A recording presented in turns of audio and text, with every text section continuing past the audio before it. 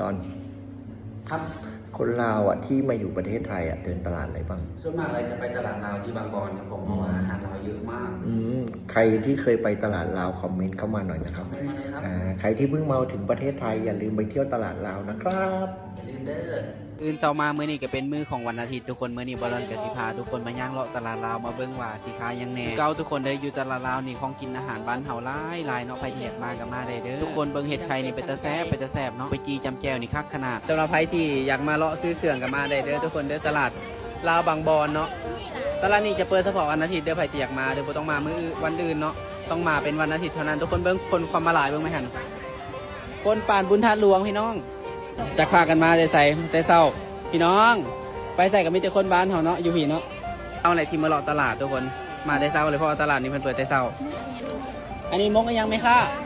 มกยังนี่นะ มุกปลาซิวค่ะ มกปลาซิวอ้าวอ่ะ10 บาทเดลีบอกคือถือแค่คุณนุ่นเพิ่นได้พี่น้องเด้อใครที่ได้มาหานี่กับคุณนุ่นเพิ่นแน่ไม่ได้แน่คือถือเนาะ80 บาทจานนึง80 บาททุกคนเอาไปคั่วไปเฮ็ดแจ่วแซ่บปลาหน่อไม้นี่จะมันใหญ่คักว่าไงกำลังงามสบายดี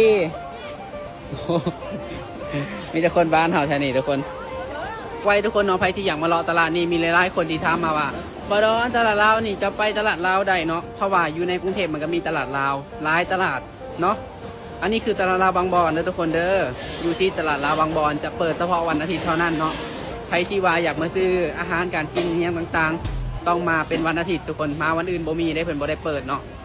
มาวันอาทิตย์มีแน่นอนนี่เขาจบไปเท่านี้ก่อน